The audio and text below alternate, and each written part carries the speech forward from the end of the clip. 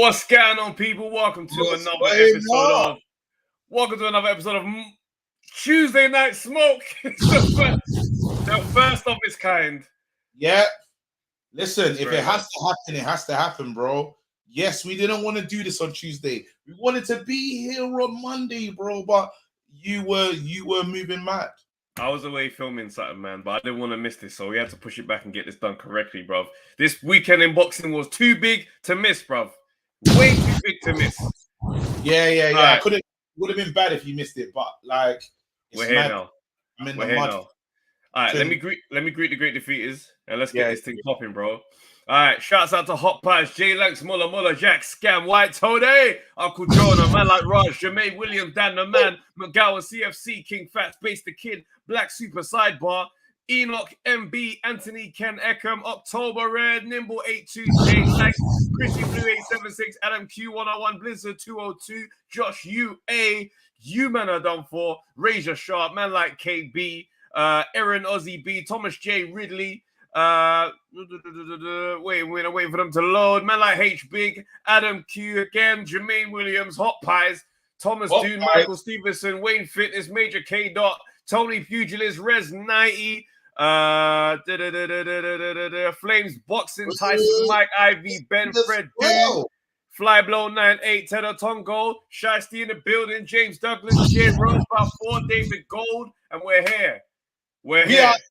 Let's talk boxing, bro. Let's get into this thing. Bro, listen.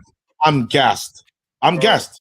People got mashed up. Again, apologies from the rip. They're gonna call in anyway, so I don't even go too crazy with apologies. But listen, OTC, he knows what he's doing, innit? Happy birthday to OTC, bro. It was his birthday yesterday, I believe. Shouts out to OTC, man. Nice belated, bro. We don't belated do settings. Yeah, belated settings. We won't shout him out. But yeah, listen, I ain't shouting him out because I'm salty in it. But do your listen, thing, bro. No, on a real, yeah. What boxing? We feasted, bro. It was a mad thing. And you know what's crazy? People are not happy with the results. Oh, they're not. But first of all, you gotta start with your humble pie, bro. We're not moving off that. We're gonna get into that right now. Then we do all of that. Why are you doing that? You were talking crazy about my prediction for Claressa Shield to get that work done. You were talking crazy. So now you gotta eat that humble pie, bro. Listen. I didn't know it was gonna go like that. Yeah, that's all. Ridiculous.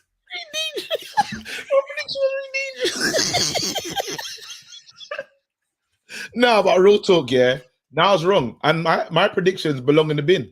I think that like I'm on a mountain, I'm on an island on my own now because before I used to drag OTC in there with me.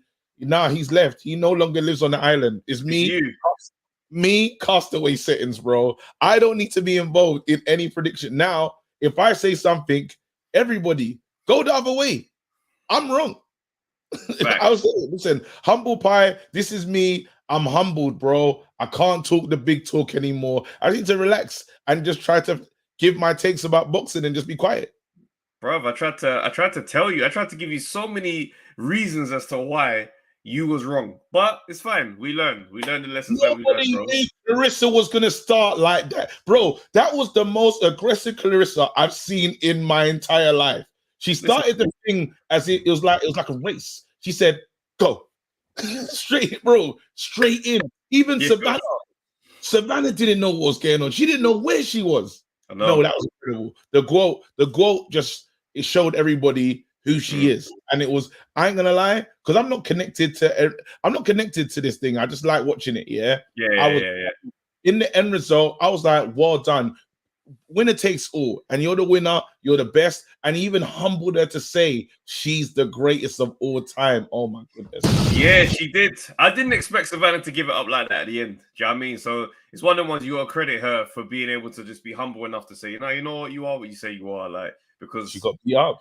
Yeah, like the talk leading into this fight here was so magnanimous. Like for years, every time Claressa would move, but Savannah. Savannah gave you that work. Savannah, like it was constant. Like, so the narrative for this fight had been building for so long. Yeah. Like, even the night was just a huge spectacle. Do you know what I It mean? was Like, incredible. let's be real. 2 million. Savannah, 2 million views, but Savannah nor Claressa would have had a ring walk like that. They walked in, they had the big production, everything was big. It was beautiful to watch. Do you know what I mean? To go and deliver on that stage, salute to both of them, but Claressa got the work done. She got the work done, and that's why you have to say, again, it's a massive salute, because for boxing and what they've done in women's boxing and taking it to the next level, they did something. That night was historic for so many reasons. And it's we needed this rivalry. We needed Savannah and we needed Claressa. It had to be those two, because let's be honest, Savannah's got skills. It's not like she's a bad fighter. She just met a better fighter, someone that is more elite, and that just showed her, listen, this is how we do this thing. These are what these nights look like. But you needed those two. I remember seeing them on the apron at the end of a fight when Claressa was fighting, and it had a back and forth. And the excitement that I felt for this fight, I was like, oh my God, I need this. And that, again, it's taking it to the next level. And you could say, some people say, you know, Michaela Mayer and the Baumgardner fight didn't explode the way we expected it. The way their promo set up, it didn't explode that way, but it was still it was a good fight. For a boxing purist, it's a great fight. But you see this, it lived up to expectation. It did what it needed to do. And you know what I like about this fight and why this fight is different to another great spectacle, which is Katie Taylor and Serrano, which I never felt, it wasn't a personal thing. It was just literally a case of, look at this person's highlights, look at this person's highlights, imagine them coming together, that's going to be sick. So it was that one, whereas this one had needle, and on top of that, it's like, no, this one can bang, this one can box. So you got all of these dynamics play. It was just fantastic. Yeah. I love it. Wait, but bro, are you ready to have this conversation? Hit me. Hey, Wilder's back, bro. No, we're not doing that yet. Michaela Mayer and Baumgardner, that one had divided the boxing community as to who won that fight. Hey, listen, we ain't about to let that one just slide, bro. No, we're not gonna let it slide. Again, the boxing community, or just the community in general. Hi, Travis, why'd you keep it? You know, people don't want to see this picture. You don't know one wants to see that, bro. Right now, someone's tweeting from one of those from a mystery account right now. Let's get into it. Bro, that's crazy. Talk to me. What are you thinking? Boy, to be honest, in that fight, watching it, I thought, yo, it's a close fight. It could go either way. Do you know what I mean? It could go either way. And in a close fight, go either way. I favored Baumgardner's work personally, but if Mayer got the win, I probably wouldn't have said nothing. Do you know what I mean? It wasn't that wild. Yeah. But the way people are going on like robbery and doing that, I'm like, relax. Yeah, chill. But when I watched it back, though, and I was like, nah, for me, it was the right decision. Like, you got somebody out jab, landing more jabs, but then somebody's power punches being landed. Like, for me, it's just more effective work. Do you know what I mean? Like, it's not like if Mayer was boxing her ears off. Like, I'm talking like, you know, when Mayweather just absolutely puts on an exhibition, even if it's no just jabs or whatnot, it's just a complete lesson. Then I say, yeah, go with it. But if you're getting hurt, like if when the shots start trading, you're in the exchanges, you're getting hurt. And I'm like, yo, I'm sorry. Don't call something. Do you know what? We need to understand and assess what the word robbery means in boxing. Yeah, robbery is clear, daylight. I can't believe they've done this. How? What do you mean? Yeah, that's a real robbery. Like, oh my goodness, Catterall and Josh Taylor. Perfect robbery, a perfect situation where you're like, this is an injustice. This wasn't an injustice. This was just, again, judges saw it this way. Again, if it went the other way, I wouldn't be allowed to sit here and say, oh my God. Scream injustice. No way. I mean, like, maybe it should have been a draw, but it is what it is. Maybe she could have done more. It's one of those ones. That's how you have to take it. But I don't know. I expected a robbery by how the Sky commentators were going on. Them men were going on like Mayer had this thing in the bag. You're an absolute disgrace. You're a cheat. Again, Sky, you let me down. Everyone. She's way ahead. She's 4 rounds up. I said, yo, it's like 6 rounds in. How is she 4 rounds up? Bro, that man sounded crazy to me, man. Yeah, and you know what's so funny? And that's why you had to rate how good, not to just take you back to Claressa, but when you're that good, yeah, you can't chat rubbish. When you're that good, as how good she was, it has to be unanimous.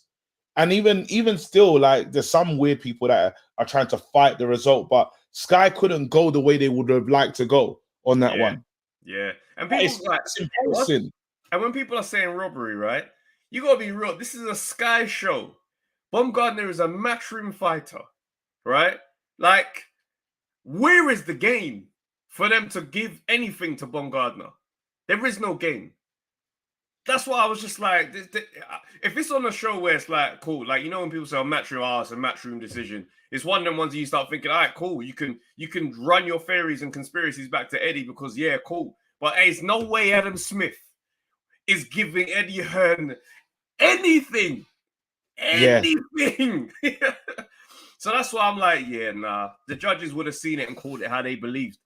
But we want to ask the question today: do you believe that Baumgardner won that fight, or is anyone at home vexed with the decision and wants to call in and tell us why?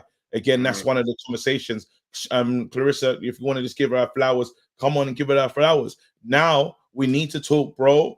I know you're saying, I know you don't really want to have the Wilder chat, but Wilder's entered the heavyweight chat again. Yeah. And I don't know how he managed to get that power, that knockout. I don't know how he does it. Literally, like, and I say to myself, now this guy is back here. What does this mean for everybody else?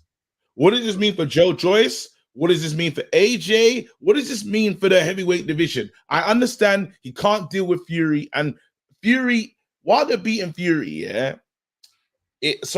Fury being Wilder just shows obviously how good Fury is, right? That's a fact. But this guy is still incredibly dangerous. What does him being around, back involved in fighting, mean for everybody else? Because I still think this is a big problem. I don't think it changes anything particularly, because you're under the illusion that he's just going to run through all these opponents. I don't think he is. Like, he's gonna remember the PBC situation is one that doesn't have much wiggle room. So there's certain names you're going to name that he's never going to see. Okay, it's hard with people. Let's just take out let's go in the imaginary world, because boxing's bad mind, yeah? Let's just get rid of the PBC issue and just talk about like just boxing for boxing. If he goes in the ring with a certain man, what does it look like? Is the conversation that I'm willing to have.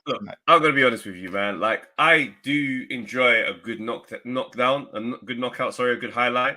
But he got 1 round, with a Hellenius, which you know, it's a nice touch, and he's designed to be that for Wilder. But I'm sorry, I can't get too crazy about what that means for everybody else. Like, can Wilder beat Dillian Whyte? Can Wilder beat Dillian Whyte? I've always said that he more than likely can. He's going to catch him at some point. Even if Dillian has the great, at some point he's going to catch him. Okay. Can Wilder beat Joe Joyce? Boy, that's going to be a human experiment of 2 extremes. Can this force move this immovable object? Because if he can eat that shot, then is what it is. But I think he can. You think he can? You think Wilder can knock out Joe Joyce? Yeah. I don't think you know what you know what it is, yeah. You see all right. People do underestimate what it means to have a skull that's 5 times the thickness of a normal person's. Yeah, you do, because like Wilder can punch, right? And he probably punches way harder than, you know, another big puncher in there. He probably punches like maybe let's say AJ's punches at a 75 rating out of 100, right? Wilder probably his single shot is probably at like an 89. Yeah. That's not far enough to make up 5 times density in a man's skull, bro. Like, I don't think he's saying that he's not the same Joe Joyce, though, and they're saying that he, like, maybe some of the shots are getting to him after a certain amount of time is what was the argument in the last show we did. When everyone was coming on saying, look, the guy's not the same. He's not even the flip that we usually expect at the end of the fight and all this other stuff. He ain't doing that no more. There's been a shift in Joe. That's what was said before. Until we see him at least be buckled, everybody calm the hell down. Like, you can say, yeah, he didn't do the flip, he didn't do that, and maybe I heard a couple of people talking about the speech and that. Until you see his legs wobble even a little bit, don't tell me that his chin is cut. It's not there, bro. The guy right now is not, bro. He's eating shots from Parker without losing any impact on the punch he's throwing. You know how mad it is to catch a man on the counter and his punch don't lose velocity, bro. Yeah. Don't tell me that he's changing. His change is not going to affect anybody's boxing. No one in his career's timeline is going to be able to benefit from this slow, gradual change. All right. That's all I'm saying. All right, cool. I want to hear what the people are saying. I like it. Again, I ain't going to argue with your prediction because so far, I ain't been predicting what. Cool. Devin Haney came back. Devin Haney was looking, Devin Haney looked like Devin Haney. You know what I'm saying? He got the job done over Art of War, baby. Art of War, baby. Nobody expected different, to be honest with you. But Caleb Plant, though. Caleb Plant. Oh, Caleb Plant, He buried him. Beat the wheel. Great KO over Darrell. But you know what the sick part was? A left hand for Plant. Oh, my. There's no love lost. You know, wait, hold on. Run it again, yeah, and look at the referee. The referee was moving as if he was really burying someone. Play it again. A left hand for Plant. Oh my! There's no love lost. The ref tried to block. He tried to block the imaginary dirt. No, stop that dirt. Get that dirt. The referee took it so real, bro. Listen, you know what's mad, yeah? I hadn't even really been paying attention to that fight, you know? And I saw that celebration, I was like, hey, nah, that's insane. This is yeah. But then when I went back to watch the thing, I said, you know what? Nah, I hear it. There was a lot of trash talk. There was a lot of trash talk. But it's just one of the things where, you know, at the bare roots of this thing, yeah, whilst it's called a sport, it's a fight. Yeah, and sometimes these men ain't gonna like each other. Yeah, that's it. And there was a lot of trash talk on the lead up to it, so it's not a surprise. He's like, look, all the talking, watch now. And again, it's like you don't get to just say whatever you want. And when we get into the ring, my reaction's my reaction. You know, and it's so funny because you get two different reactions. Even Wilder's reaction was insane. Wilder's, you know what? Wilder's reaction was so insane. I thought to myself, he's never said he wants a body on his record. This is it, bro. That's how mad it was. I thought to myself, not the guy that said, not the guy that's what he wants. I couldn't believe it. I think what he was saying was like bang on, very real and very like humbling, you know, perception and really understanding what fighters go through and the risks that are, you know, at play for them all the time. But at the same time, it's like you watch it and think, you did say you wanted a body on your record, bro. Specifically, not even like you alluded, like, oh, I want to. Yeah, I mean, I said, raw. More than once. Wait, it is, and more than once. Unless this is the rebrand. Unless this is if this is the rebrand, yet we're podding. Let's not pod. But look, before we go, this is how you know the North always remembers. The internet will never forget. Look at the row after this fight. Hey, congratulations to Caleb. Hell of a punch. Didn't see it coming at all, but nevertheless, congratulations. And I want to tell everybody else, if you find that video where me saying I'll never be whooped by a white boy, let me know. I give you $10,000. Because I want to know. I ain't got a racist bone in my body. Of course that I am. Nobody can beat me, man. And I told this to a few Europeans, man. I've never lost to a white boy in my life, and I ain't gonna start now. I want that $10,000, bro. I would personally like to have that $10,000, bro. I mean, look, man. I mean, you may not have felt like you said it, or maybe you just forgot. I'm not even here to say anything other than, can I just have that $10,000? we would use that. It's insane. Let me tell you something, yeah. Fighters need to start to understand. Stop saying that. Stop. It's a red hair. It's a bad omen. It seems like nobody prevails. Nobody prevails when you start coming with them bars. Remember Alan Minter? Alan Minter's the first guy I think might have said that. He said that about Marvin Hagler. I ain't losing to no black man. I ain't losing to no black brothers. Guy came in there, took his belt. Bernard Hopkins.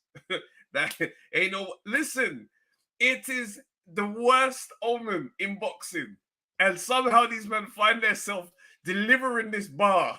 All you're doing is giving this man a deeper reason to train. Yeah, yeah. Also, the next one is, again, just for people to understand and learn, yeah, maybe we have to stop booing national anthems. It just, it's never worked out. It's just not worked out. Until it works, I think we should allow it. I think it should be allowed. Yeah? Listen, and people in this chat know me. I'm a big AJ fan, yeah? Yeah, and Devin Haney as well. Boy, listen, his time might be coming, fam.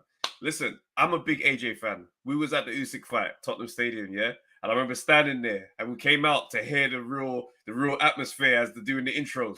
And even I was disgusted at how Usyk's anthem was getting booed. I tapped you, I said, nah, this is too much, bro. Like, they're kind of like, he wrote the tune. This ain't his song. This, it's the national anthem. Let the song land. Do you know what I mean? If you want to boo him when they start listening at his credentials. Yeah? Let it be personal. Yeah. And, bro, all it seemed like it did just charged up Usyk. Same thing happened to Claressa. She was just there soaking up. You see that video where she's just like, yeah. I'm like, yo, if I'm looking across the ring, I'm going to tell the whole crowd, everybody, shout, just chill, relax. Look what's happening. Super Saiyan 2 now. That's what I'm up against. Nah. You want to get more anger. It's long. Again, remember, and we don't learn our lessons. You see that thing, yeah? The Italian we played, was it World Cup? Was it World Cup or Euros? I can't remember what it was, yeah, recently. It was Euros. And the Italian fans, they kept on hearing us singers coming home. And they were mad. They said it pissed us off to the next level, yeah. We have to win. They said it's not coming home, it's coming Rome, bro. It was mad. They were mad. It's only us that do this. We need to chill. Anyway, let's open the lines, bro. Cool. Lines open, links in the chat. The link is in the chat. The link is in the chat. Need to hear from you guys. No, on the road though. Happy birthday, OTC. Yeah, big up, bro. He's been rocking us for long, so big love to you, fam. Big love to you, man. 1125 Lennox says Savannah Marshall was poor. Jimbo Jones says Savannah Marshall was herself. Was she bad? It's mad when people say this. Like for me, I'm just like, look, man. Just because someone's taken a loss, don't start just writing off every single thing about them. But sometimes your thing don't match up to who your opponent is. You know what I mean? Give the opponent their respect. Anyway. Yo, bro. Yo, how's it going? What's happening? Yes. So I'm sure you guys remember when I did the prediction on Claressa Shields and Savannah Marshall, where Base the Kid was adamant that Savannah's going to knock out Claressa. It was on your channel, the document, and I said she's going to back her up. I said it because KG, you said you didn't see her going to back. I said she's going to back her up because when she hits people, she backs. They always back up. Because everyone keeps talking about pillow fists. I said, her problem is she can't finish, but she hurts people. They back up and they ain't walk. Even when she got her in the corner, counter hooks. Savannah's like, she was all over the place. So I need Base to come in and give me my flowers. Bro, yeah. Oh, snap. Why are you waiting for Base? Base will arrive. Hold on. Wait. Because remember, you. Yeah, you're right. Hold on. I need to make sure that these guys come in. Base, where you at, bro? I know you're here, bro. Just do the right thing. We told you the same way because I got to do it. I know even OTC's here waiting, bro. You know, while you're waiting for Base, I'll just handle my issues right now. Let me handle my beef. Yo, hello, bro. Yo. OTC ain't playing. Hey, OTC, why is it? Do you know that sometimes it's called bullying? Like you can't do that. It's every day you're calling in, bro, with this bad energy, bro. He clipped up the video and slapped that. Why'd you clip it up so fast, though? Bruv, hold on. You put me in the sin bin. I've been in the sin bin more than probably most man, yeah. I'm now escorting people in the sin bin. Like I'm giving it. I'm yeah. Take a seat, bruv. I'm giving them refreshments as well, bruv. I say, what are you in here for? Yo, I'll be talking records. Say no more, fam. No, but wait, hold on. Let me be fair, bro. You were right, fam. Again, I need to stop playing with your name, bro. I need to stop playing with your name. OTC, first of his name, bro. The guy's getting predictions right. He's getting predictions right. The curse is no longer, bro. Yeah. I apologize, OTC. I got it wrong. You knew what you was doing, fam. I think I've done 4 predictions this weekend. How many did you get? I think it was that probably all 4. The only one I got slightly a little bit inaccurate was the Wilder, because I thought Wilder was going to knock him out in the second half of the fight, around 7. Really? 6. Yeah, because I thought he was, I thought he was going to do this. That Viking. I thought he was going to do this, like, try out your new skills type of scenario. Oh, with Malik Scott. Maybe try hit him to the body, show off a little bit, and then, really start winning up the Alabama windmills. You know what I mean? There. So I thought he was on, but he knocked him out round 1. But for the rest of it, it was pretty standard. But on the Michaela Mayer fight, before I get into the rest of it, I remember this. Your takes were crazy. Go on. It was. I think it was a bit extreme. I think it was a bit extreme because when I watched it, it wasn't. Yeah. I must say, look, I hold my hands up on that one. I think personally, from watching the fight, I thought Michaela Mayer won by a landslide. But then let him land. When I mean landslide, it's 10 rounds, 2 minutes. So I thought maybe 7-3, 6-4, something like that. But watching the fight, we're watching a part of the fight back again. Both of them, particularly Michaela Mayer, was missing a lot of shots. So the shots that I thought was landing, it was actually missing completely. Okay. And therefore, and the shots that I thought Alicia just about missed, because I think Alicia got like a shorter arm, shorter reach, was actually landing. Because I think both of them were like jumping away from each other every time they got hit. So I thought perhaps maybe that shot didn't land. So I think it was a lot more closer. I think it could have got. I think it could have gone either way. Early, man said OTC Smith. Yeah, it was crazy, bro. I saw your takes, bro. I couldn't believe it. Like, people don't realize in a 10-rounder, when you start letting rounds go, it's just suicide. 3 rounds banked. You're in a messy situation. I think when it comes to women's boxing as well, because it's 2 minutes, and because especially in the early part of the fight, there wasn't a lot of activity, it's very easy to give those rounds away. Whereas if it was a 3-minute round, it'll be a little bit more conclusive as to who won that round. And therefore, for me, I thought Alicia was going to win it as well before the fight. And I think it was. I don't think it was a robbery, like I said, but definitely, I think she kind of deserved to win that fight. Now, on to the other. What other fights were there? There was a Savannah Marshall fight. Wow, what a performance from Claressa Shields. I think early part of the fight was 5 amazing. rounds of one-way traffic. I could not believe what I was watching. Amazing. It wasn't for me when I was watching that fight. Maybe I was mesmerized from the first half of the fight, but it was good versus great. It wasn't. Savannah Marshall wasn't poor. I think Claressa was like that step above. Yeah, I've seen some takes trying to kind of dice Savannah apart, like on the Twitter today. This guy posted a video of Savannah's footwork, saying, "Oh, how is his footwork so bad?" And I'm like, if you look at Savannah's footwork, like she's got that herky-jerky Tyson Fury, slightly unorthodox style of moving. Do you know what I mean? It's not inept to the fact that she don't know what correct footwork is. There's someone who they're moving in a way to set up their unorthodox way of how they operate. That's just her style. So now, but this is the thing though. It's been like that. This is who she's been, and people saw that and they knew that, and it was she's gonna knock out Claressa, and it worked. But now it's poor. Look at that. How is she gonna win with that? She's levels. What I bro. found Like, was interesting though was relax. when she would back Claressa up to the ropes into the corner, right? Yeah. It was how Claressa would make the angle, step pivot. out of the corner, pivot out, and now be the aggressor, and then move back. I said, and she could do it every single time. I was worried. I thought to myself, wow, she's gonna back her up into the ropes, and then Claressa's gonna have to deal with Savannah just from a distance, just laying into her.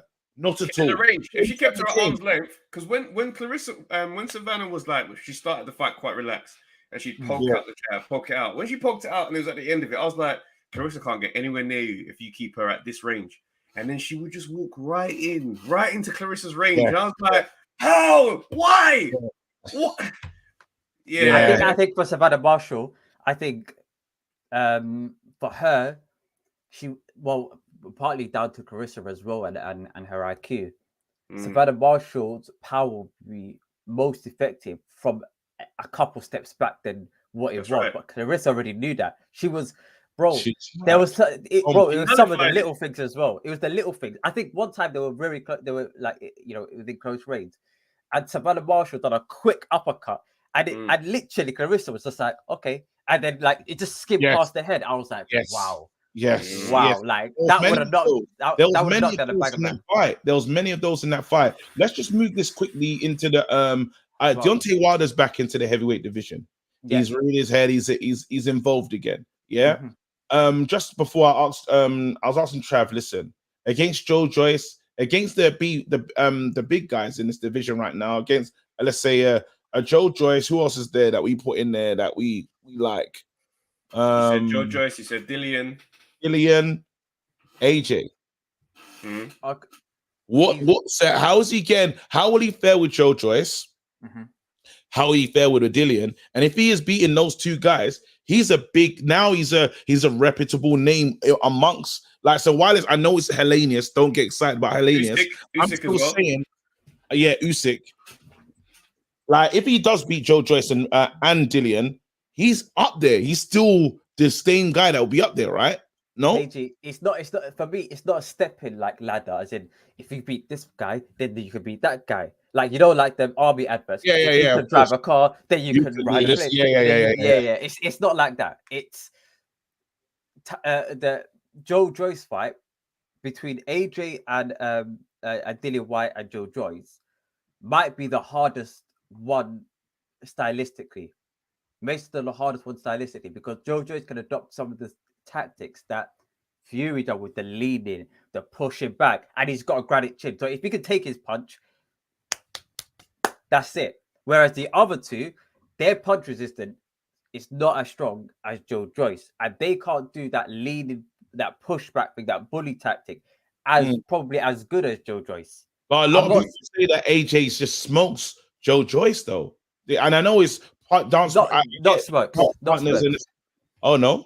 Not smokes. I think he'll beat him. He beats him. But for me, I think he'll beat him on like a points thing. I think he would move around the ring a lot. It'll be like on the back foot type of a scenario. It won't be. I don't think AJ can knock out. It'll be such a slow pace. It'll be a very slow paced fight. That's the part where people are looking about with the AJ situation. You expect him to. I don't know, Chav. I don't know. No, the reason why I say it's a slow. Have you seen that sparring video with them two? Yeah, but Joyce looked pretty. He didn't look super slow in his last fight against Parker. I didn't watch that big. He's not gonna knock. I'm not saying AJ knocks out Joe Joyce, but what I am saying is that he's not gonna be able to do these things that he does with these other guys to AJ. He's too slow to get those things off, is what I'm saying. The pace of the fight, it's not going to be like that. AJ's not going to have to work like how he had to work with Usyk and be moving and burning it. It's going to be a different fight altogether, bro. I agree. I think he'll piece him up over the rounds. If he don't knock him out or don't wobble him, that's that. It'd be like, you see how he did with Ruiz, and it was Parker. Remember Parker? Yeah, but like Ruiz more so, I felt like it was more cleaner. It'll be that type of performance where it's just like, I'm just second gear, coasting, doing the right things, and then not being stupid. He beats him doing that. Yeah, for me, I 100% agree. I don't think age. The thing is, if I have to look at the heavyweight landscape, do I think Deontay Wilder can knock him out? I really don't.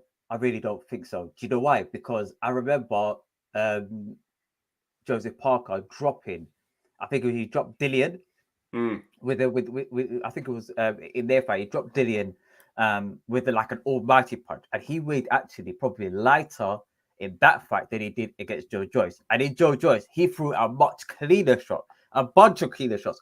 Bro, it was like titanium. It's like ding, ding, ding. It was just without. It didn't even phase him. I don't know, man. Like, bro. Listen, let's clear the lines. Let's give someone else a chance to get on again. Right, OTC happy birthday. I'm sorry, bro. Come on. He's here. He's here. Snap. Let me sorry. Yeah, all here. One sec. Granted. Brothers. Base. Your time is now, bro. What you saying? My time's when I want it to be. Whoa, no, but you were summoned by Danny, fam. What you saying? No, what's going on? No, man, them thought I wasn't gonna show up. Like, now I've done it behind closed doors. I will quite happily do it on platform as well. Congratulations to Danny, congratulations to Travis, and even congratulations to Tony as well. Because all three of you, you all backed Claressa Shields, and you were right. I was wrong. I don't necessarily like being wrong, but on this particular, but you know what? On this particular occasion, I actually don't care because Alicia won. That's all I care about. So you man have Claressa Shields, innit? I got Alicia. That's what I've got. Well, so what's good? It doesn't sound very humble though. It is humble. Like I said, congratulations, you man won. I was wrong. Win, lose, or draw, right, wrong, or indifferent, I show up and I give respect where it's due. You two, big respect. You bested me on this one. You got it right. I got it wrong. But that doesn't change my feeling because the only one I cared about was Alicia winning, and she won. So that's all I cared about. Yeah. Again, are you happy with that, Danny? Well, I got both predictions right, but yes, I'm very happy with that because I remember last time we was on the show, you asked me, have I ever got a women's prediction over you? And I said, no. The question was, I said was, you've never got a prediction over me, period. That's what I said. And that was the truth. No, that's what we was talking about. That's what I said in the chat. I said, you've never beaten me in a prediction. It wasn't specific to women. Yes, it was specific to women. No, it wasn't. We was talking about women, but I said, you've never beat me in a prediction. That was my statement. So let's not remix it because we can check. No. It's not remix. You're trying to do how? Words are very important. Words mean things. Yes, it does mean things. And my words are very specific when I say when a man says words mean things in an argument, boy, it's getting crazy. Yeah, because that is definitely not the first result I've got over you, Base. What other ones? Tell me. Hey, listen, we can get receipts still, so you know what I mean. Hopefully, everyone's telling the truth because I mean, you don't want to get that Darrell treatment. All of it's there. Like we can go back, run it back. Darrell treatment, bro. We can run it back. But thank you very much for giving me my flowers because I said she was going to back her up. I said she was going to do what she was going to do. I don't even think she backed her up. She just landed. She landed clean. She backed her up, bro. She backed her up, man. Not often. I watched the fights. I came off the phone watching the fight before this happened. Wait, back her up. Back her up. Go on. You have to have the main thing. Well, the thing is, I can't really go too much into it because then we got no content for tomorrow. No, you have content. No. I just want to understand this backing up. Yeah, no. What I'm saying, like, ultimately, for the majority of the fight, Savannah was backing Claressa into the ropes. If you man listen to the ESPN commentary, even what's his name, Tim Bradley, specifically said at one point, right at the end of the fight, I think Claressa's won this fight. But if she loses this fight, it's because she's had her back on the ropes the entire fight. Wow.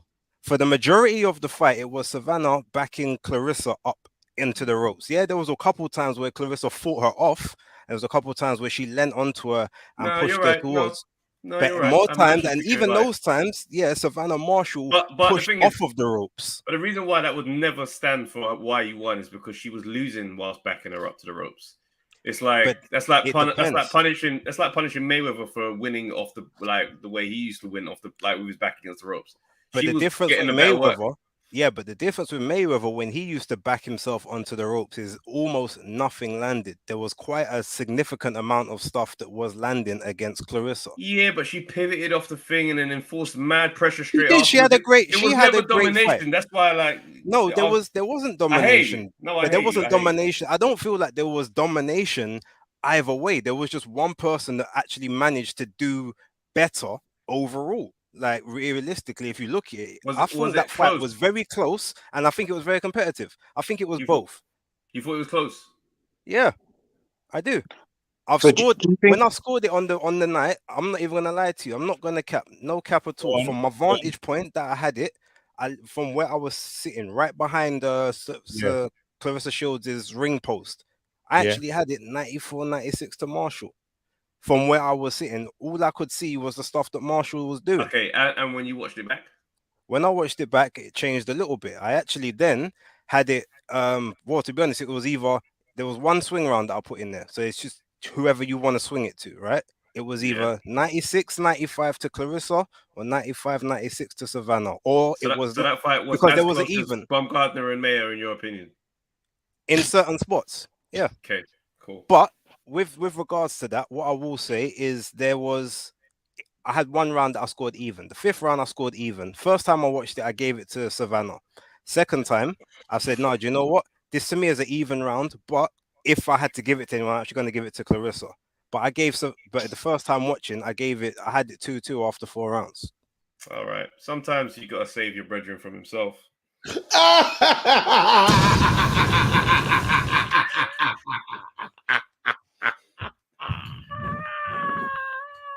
I disagree with that. It wasn't a close fight. It wasn't a blowout. It might have been a blowout. Let me press it. You object to the room or you object to being the crackhead? To being the crackhead. Thank you.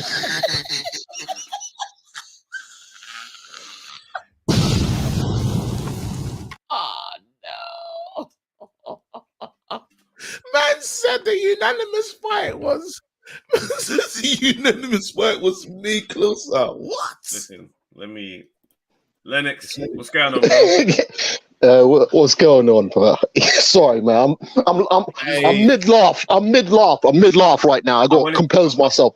I wanted to bring you in whilst Vila are doing the testing on base right now. We're just gonna see what Nah, that's mad. You know what? I'm a bit thrown off because OTC, you know what I mean? He had a recount on his card, so obviously I can't come for him today because he came to his senses. Yeah. So you lot pick the topic, you know what I mean? But here's what I'll just go over one thing, yeah? Just mathematically, yeah? If we agree that, the Baumgardner Mayer fight was competitive, right? It was basically even, right? Yeah. Just overall, right? Okay. We got 10 rounds, yeah? So based on that assumption, we also agree that Alicia won the first 3 rounds.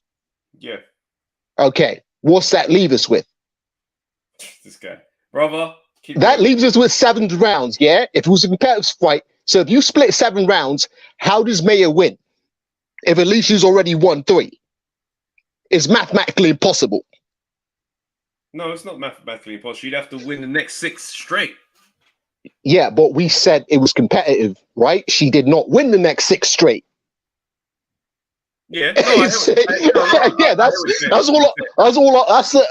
the only point. You know what I mean? It's the same argument the man didn't like to make about the Hagler Sugar Ray fight. And I say, listen, Hagler came out and fought 3 rounds orthodox when he's a southpaw. Basically gave Ray 3 rounds. And you say the rest of the fight, you could split it. Basically, Hagler he'd have to win every other round to win, and he did not do that. So anyway, that was my only thing on the Baumgardner thing. And also, if you look at the punch stat, if a shorter fighter is hitting you with power punches, you're the longer fighter with the longer jab. You're getting hit by more power punches. It's a bit difficult. It means that she's basically dictating the pace of the fight, ring generalship. You get me? Ring generalship, effective aggression. They're things that fights are scored on, but that's it. Yeah, no, I hear you, man. I hear you.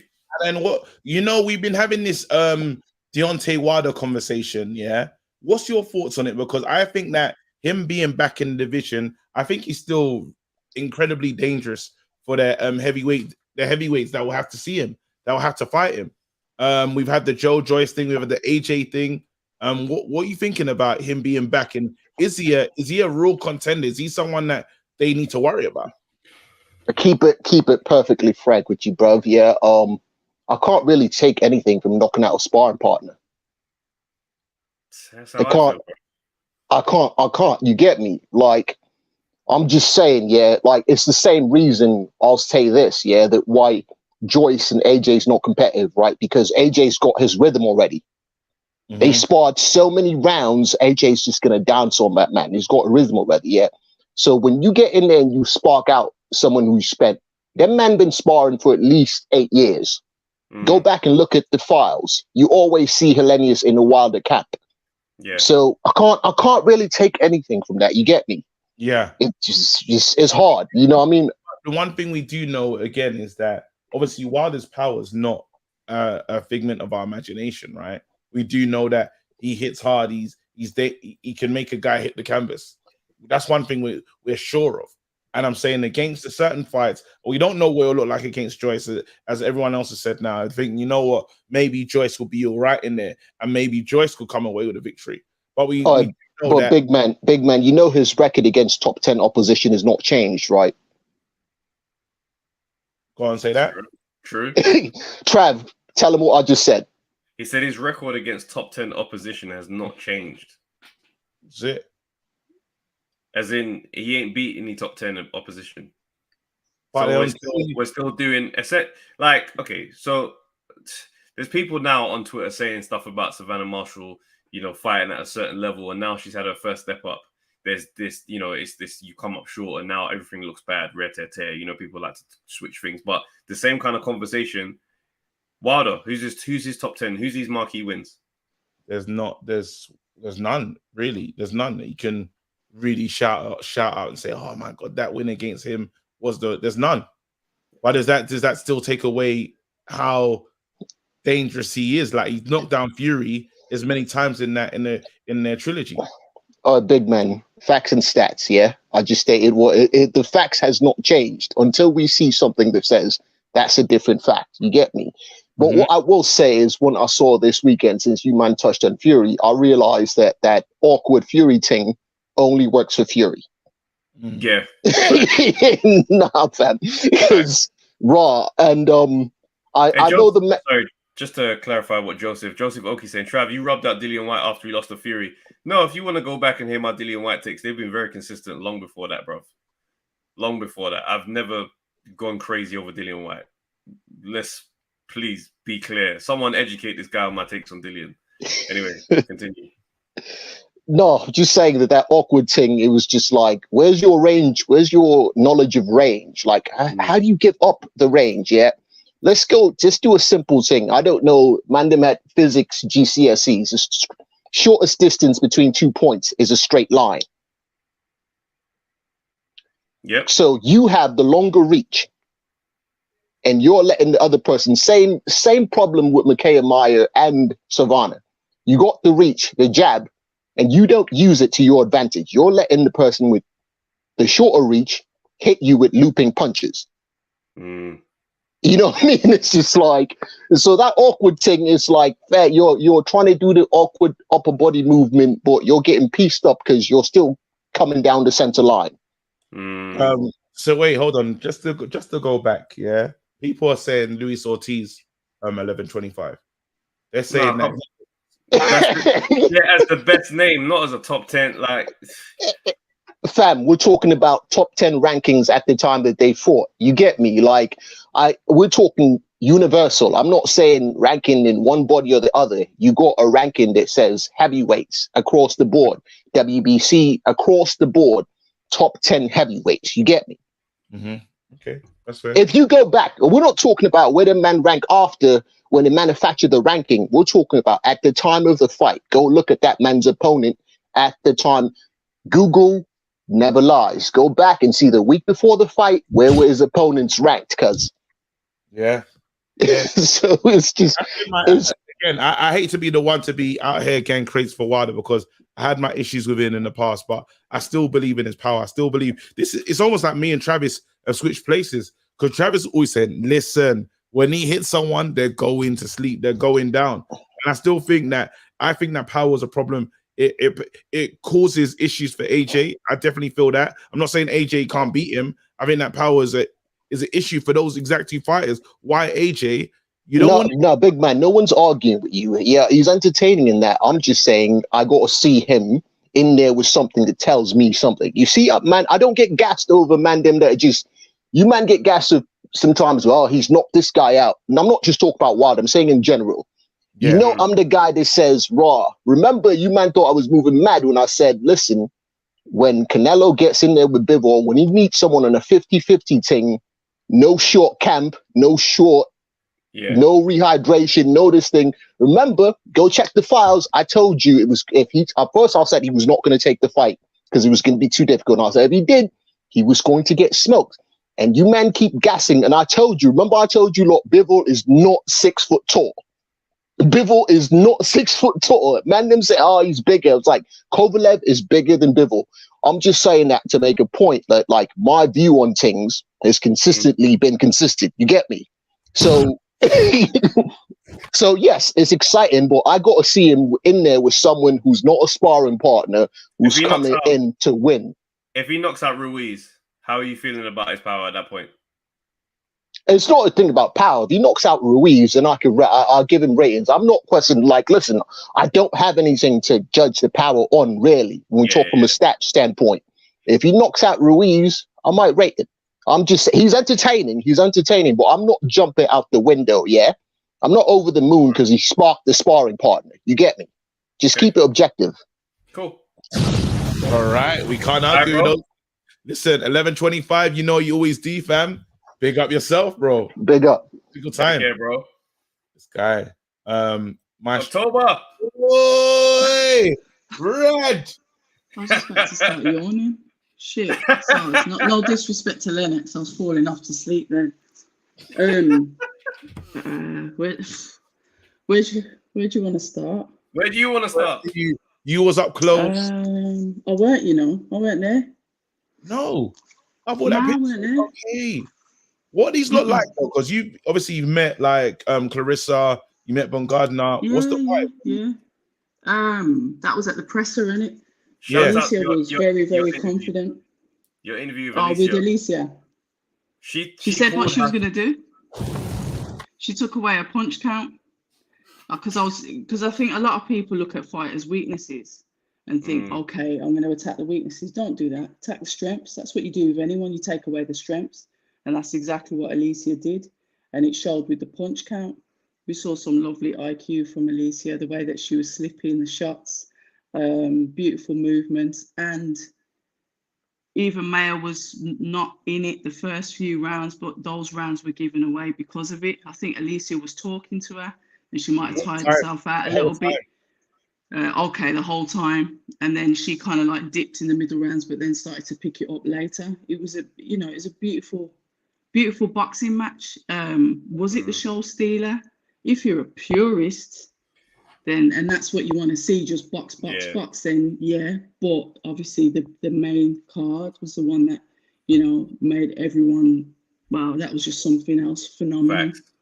And I think it meant so much for obviously Claressa coming in, to the boos, the negativity, because Clarissa's one of these that she's had to shout the loudest for the longest, and literally fight for a seat at the table. I don't think a lot of people get that and are dismissive towards her and say she's this and she's that.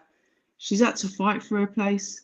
She had to look after her mum when she was 13 years old. If you watch the conversation we've had, her mum suffered from alcoholism. She was the breadwinner. The Olympics for her was the way to be able to provide to provide for her family. And she's done that. So to see her like rock up, in the rollie or whatever it was, in a dress, and just take it all in. Her mom even came over to watch the fight. I think it was more of a significant symbol of all of her achievements, and she quite rightfully is undisputed across the three weights. deserves that title. Can't take that away from her. That's real talk. Very real talk. But you know, us as boxing fans, I've seen the things about what people are saying about Savannah Marshall with her feet. I've never heard anybody talk about Savannah Marshall's feet before throughout her boxing career. Exactly. But when you get on a dance floor and you're dancing next to people that you dance better than, it shows. It just And shows. that's all it is. It doesn't mean that Savannah's got shit footwork. It means that Claressa was the better dancer. And we talk about that speed as well. That's right. I always looked at Claressa as having that hand speed. It was always about that really good hand speed. But dear God, let us praise her feet, because she made that fight her fight. Savannah is a long rangey fight. Claressa turned that fight into a short range fight. And that's where Savannah lost her power, because her long jab, the long rangey hooks that she throws, it just went out the window. And this is heavy IQ and skill from the elite. We talk about that, and Claressa is elite, but I'll never take anything away from Savannah, because she's a damn good boxer. It's just that Claressa was the more superior fighter. 100%. You know what I mean? Yeah, it was a good fight, but shout out to Shannon Ryan as well. Yeah, keep your eye on her. I watched her back today. She looks good, man. Yeah, she's sharp and heavy IQ as well. So shout out to her. Shout out to Caroline Dubois. My God, is she going to be a problem? Oh my goodness, Caroline. She's definitely one to watch. I've been praising her for the longest. Forgive me for saying this, but she's better. She's a better boxer than her brother, and I will go on record and say that. We can see that. She's beautiful to watch.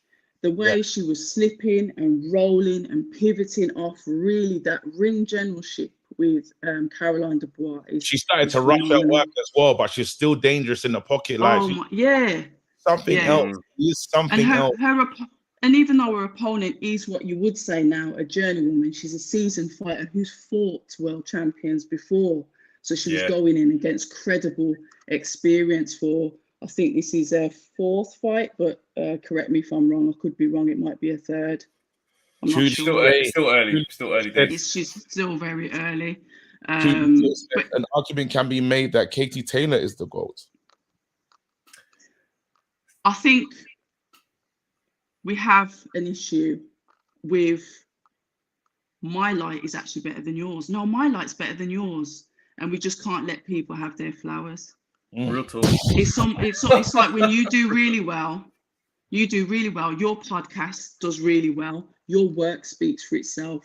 Look how you've grown the community, and each and every one of us has gone on to do things, because what you do is you pay it forward.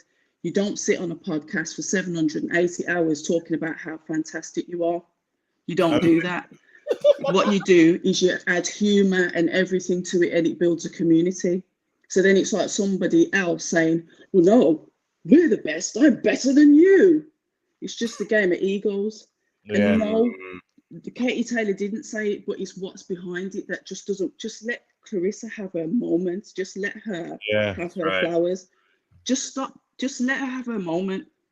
She's got all the belts. She's got all the marbles. Undisputed. 3 weight classes.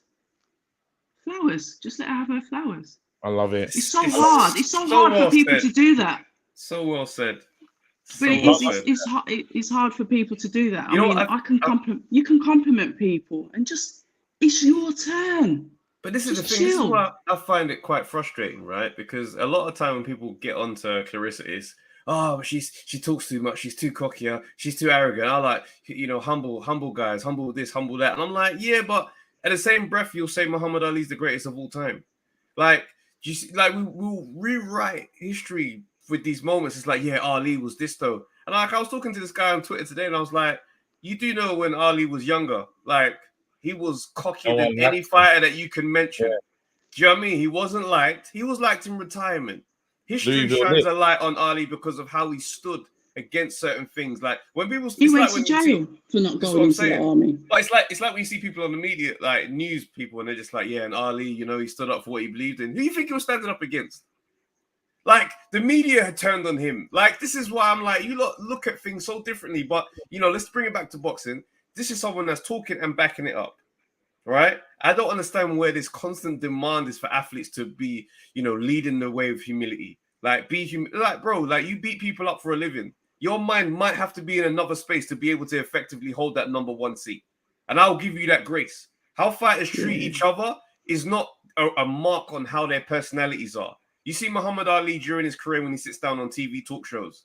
You see some like people who met Claressa like yourself, who meet her and actually get to feel the energy and like, rah, that is different. But when they talk to other fighters, it's absolute smoke. Yeah. Because they are competitors.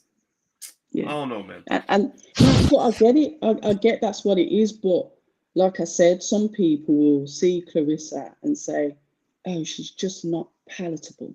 We just don't want her to speak like that. You must be seen and not heard and blah, blah, blah. I get it all the time. I get it on my channel. Somebody, same. Some dickhead told me, enough of that ethnic talk, stick to cooking, bitch. When has everybody ever seen me do cooking on YouTube? Wow. But this is what I'm saying. When you're authentic or when you're yourself or you're just who you are, people take offense to that and they'll either try and take the limelight away from you by saying someone's better than you. It's almost like it's a gaslighting culture. It is. And it's mad because of all these, how many hundreds of athletes right now are just pure, humble and just leading with humility, but nobody's looking for them to support. It's only when someone steps and says, you know what, I'm the best. And they go and win. They go, actually, I prefer this person because he's nice. Bruv, go and support that person then. Make that person rich. Make that person a star. Absolutely. Yeah. But yeah, it was a good card. Boxer really pulled it out, man. A all-female card. Shout out. Iconic, an event that will not be forgotten. It's a generational event because let's face it, when's that ever going to happen again? Like how it does, because obviously this is the birth, this is the first one, so you're always going to remember it. What a time to be alive in boxing. We've got to really appreciate that. 20,000 sold out. And I guarantee you, even though women were there still wouldn't have been the majority. So let's just throw some flowers on them boxers that are able to pull in that male audience as well. It's a beautiful thing to see, and I'm here for it. Just like I'm kind of here for those crazy YouTubers as well. I like what they're up to, but that's just me. I've always said the sport's going to evolve. Let it take its course. Wilder as well. Fair play to him, but I do agree with Trav. It's his sparring partner. Let's see. I'm happy to see that he's back because I kind of missed him. I never thought I'd say it either, but I missed him. He was so good for the division because he sort of like created this villainous kind of mentality, which the sport's kind of sunk. We've got Chisora, don't get me wrong, we've got characters, but he also added something. So I'm happy to see him back, but I really do need to see him. Rebrand now, so he's crying and there's so we don't know. Wilder's a proper nice guy, deep down. Yeah, when you hear him talk about his family, his daughter, and he's a really compassionate dude underneath this. He's compassionate, and I think maybe sometimes after someone loses, they almost just become themselves, and they just say, you know what, I'm just gonna be me now. And even like, because there's even a correlation with AJ. AJ's just being him, like it's all him, all himself. You're just seeing him. He wants to freestyle somewhere and do that, or he wants to like kind of be weird or whatever AJ's on, he's just doing it now freely. And maybe Wilder just said, this is me now. Do you know what I'm saying? Emotions and all, here you go. And I don't know. His stock for me rose when he fought Wilder after all that drug gate and the towel and all this other crap that was in there. When he just was in there with Wilder, with Fury, swinging it out, I was like, you know what a performance. You are like, you back your chat, you're a man of your word. I'm here for you. When you come back, I'm ready. I'm ready to go on this journey with you. You got to rate him. You have to rate him. So him crying on stage, maybe that's who he really was, and the Wilder that we saw the first time around was the facade. Who knows? We'll see how it goes, because obviously he had to build his name, and that reputation could have been built on a bit of, I don't know, glamorization and, one for a better word, fakeness. But he's here now. Let's see what happens in the future. And respect to the Dural fight with Caleb Plant as well.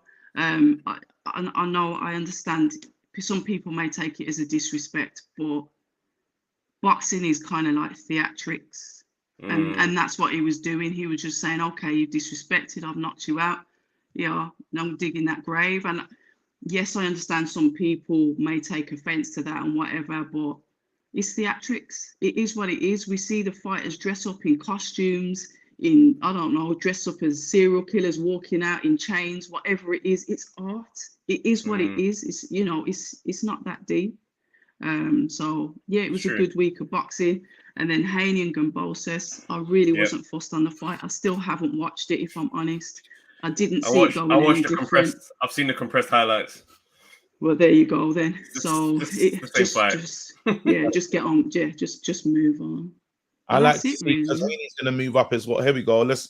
Perfect time, perfect segue. 11:25. Forgot to big up Devin Haney. Beat the man with the right hand this time. Time to move up to 140. Looking trained at 145. We'll have better power. Yeah, because even they had some pictures of him like a ghost. Yeah, it was crazy how he was looking. So him moving up will be the best thing for him. He looked really. Man. But gentlemen, just keep doing what you're doing. I will say this is the best podcast. Thank you. And look after yourself. Stay blessed. All right, take care. Man, come on, it's time. Hold on, bases, because base. We didn't do base correct. We'll go back to base. We'll go back to base. To end it, yeah. Let's go to Maestro, then go to base, and then get the hell out of here. Bruce is there, bro. Is he? Maestro. Hey. Yo, what's good? Oh, rotten. I'm gonna have to call my union guy, man. You got me here after hours at work. Spending so much time on the job site. You're about to have me teaching an extra class. You know I'm a member of the UFT, right? United Federation of Teachers. Let me tell you, one of the best unions in the country. And you guys got me teaching extra periods over the contract. Here's what you need to do, right? Go and look back at your contract, right? Clause 2.4, the second section on the paragraph, it says, if additional hours are required at our discretion, we can apply those. Okay. Well, there you go. What's going on? So, you guys did base dirty, man. I'm gonna be honest. Don't worry, we're gonna come back to base, man. I mean, come on, the man was just expressing his opinions. You know, it almost happened to me last week. Actually, it did happen to me last week. Oh we won't get into that. All I will say is this: check out the career of Susie Rahman. She's a fighter out of Australia. She fought someone who she wasn't supposed to actually fight because that person said she was, and I'll just leave it at that.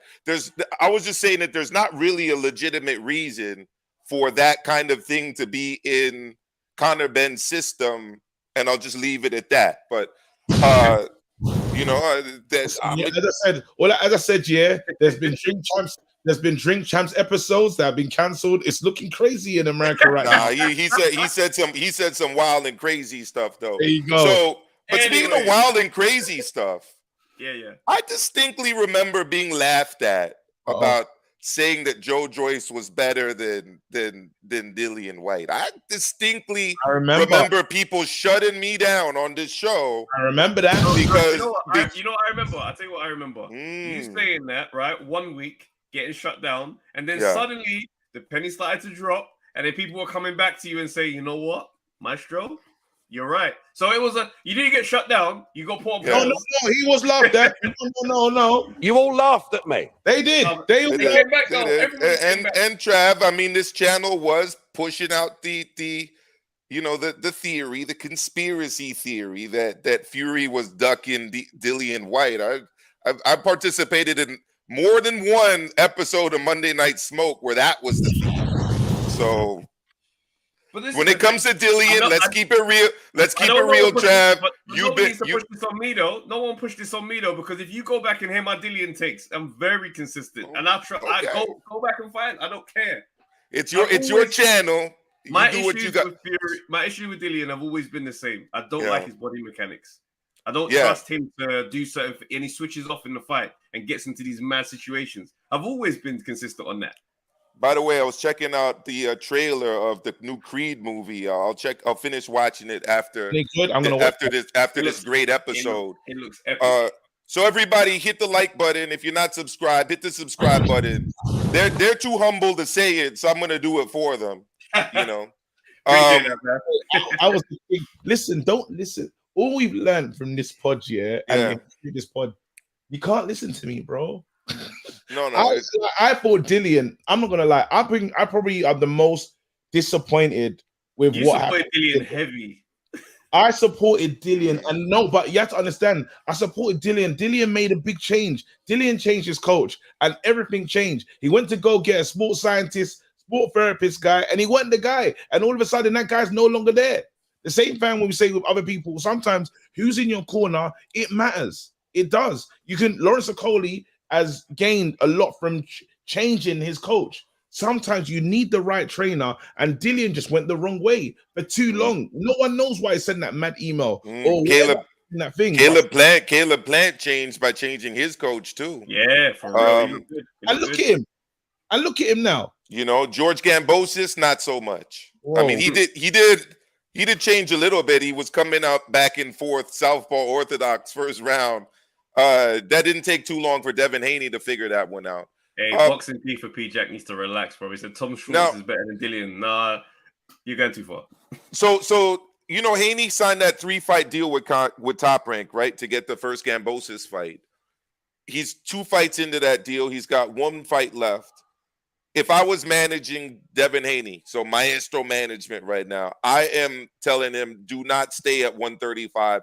I know Top Rank wants you to take on Lomachenko. I know they probably want you to take on maybe a Shakur Stevenson even. No. He looked like a zombie on the scales on 135. He clearly wants to sit down on his punches more now. Yeah. Let him do that at 140. He should be looking at Teofimo Lopez as his next opponent, a top-ranked fighter at 140, somebody who also moved up from the lightweight division, or maybe even a Josh Taylor. I think that would be an interesting fight. But I would not tell him at all to stay at 135. The problem with now that the belt's being fractured, some of those championship titles are now with the PBC. Puello's a PBC fighter, for instance. He might also be able to take on the winner of the Zepeda fight with Regis Prograis too, maybe. But I think he's done at 135. At least I would think that he should move up to 140. What do you guys think? Yeah, no, I can see the move happening. I just don't think he's going to do it in next. I think he still wants some of that work still at 135. But so many. It looks bad. It looks bad for him though. Like he really is killing himself to make that weight. So I think business is going to keep him at 135 and not health. Yeah. I also have to disagree with something you said, Trav. And I find myself disagreeing with you more than I do with KG. I don't know why it works out like that. I noticed, bro. I noticed. It's fine. That's usually the case. You know, nothing personal. You know, I got nothing but love for you. Deontay Wilder is not a nice man. And I'll tell you why. Okay. After losing to Tyson Fury the second time, forget about the glove stuff against his opponent. He decided to throw Mark Breland, Olympic gold medalist, a welterweight former world champion, and an elder black man statesman in the sport of boxing directly under the bus by accusing him of spiking his water. Completely forgot about that. I can't co-sign that. A good person doesn't do that. And even if it was in a moment of, you know, bad judgment or whatever, a good person apologizes. Yeah. A good person stands up and says, you know what? I shouldn't have said that. I was in my feelings. That's definitely not what happened, etc.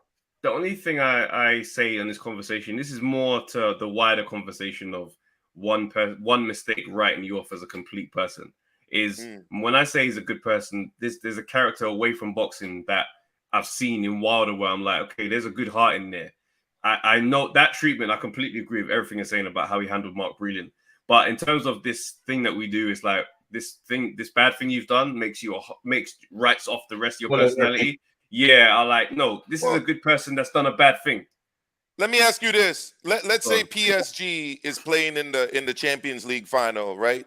and Mbappe says that Christophe Galtier spiked his water, and that's why he had a bad game. What would people think of Mbappe?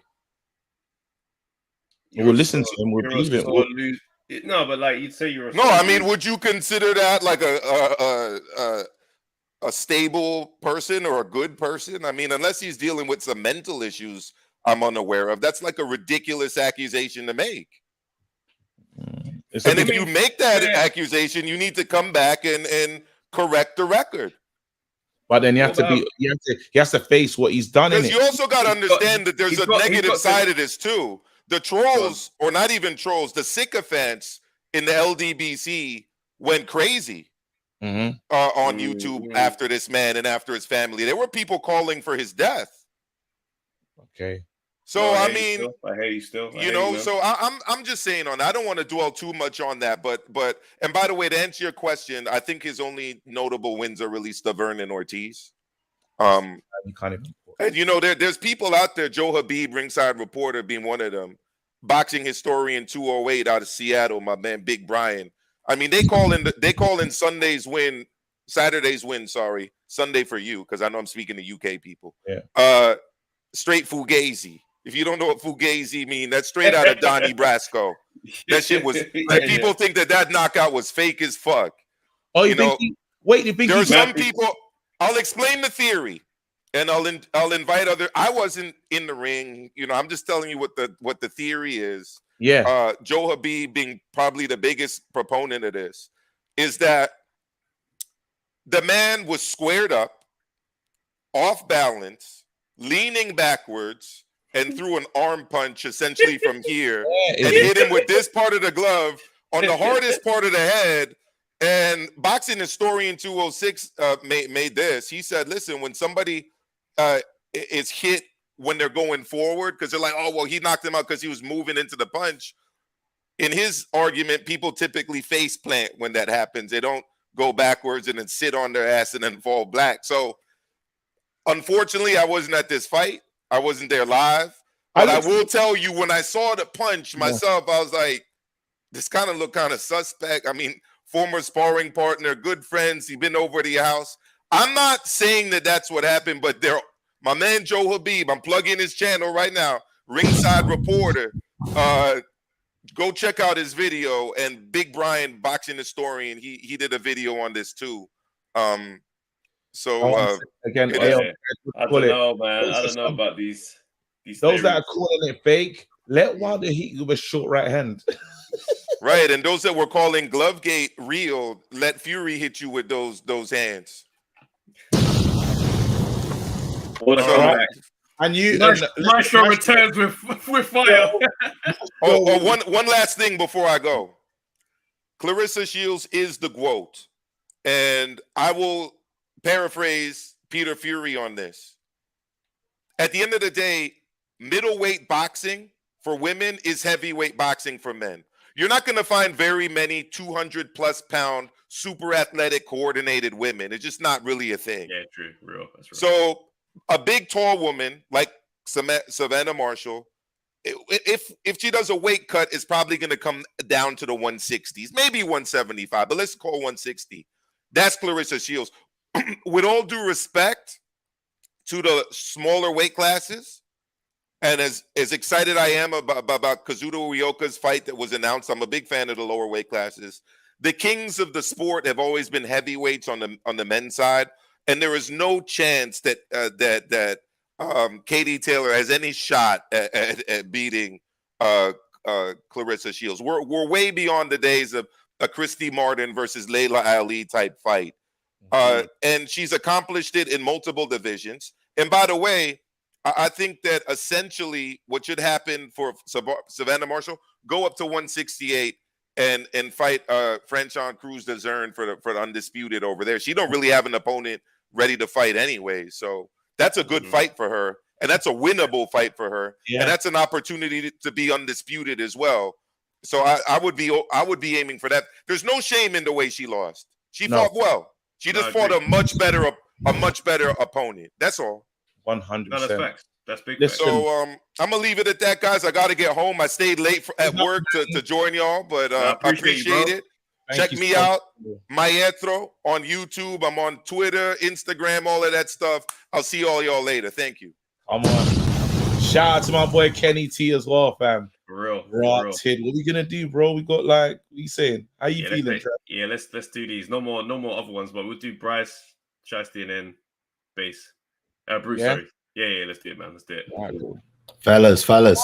What's going on, bro? What's going on? Always with the A1 song, A1. Listen, Plant, man, needs to have some respect put on his name. Oh, Jesus.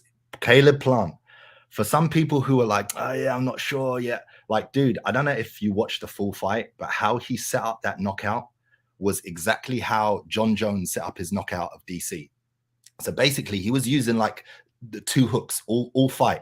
But the pause, if you go and watch the replay, the pause that he waited, he hit him low, and then he waited until his guard came a little down, and connected. Dude, I was like, wow. Honestly, like from him being beat Canelo and then coming back and fighting and just piecing it the way he has. Good statement, man. What a statement. And Leonard Ellaby was saying that if he fights Canelo again, the fight could look different. I mean, I don't know about that. Ellaby talks crazy. Leonard I don't know about loves that. the chat, though. He loves the chat. He's gone wild, man. But what's crazy to me is how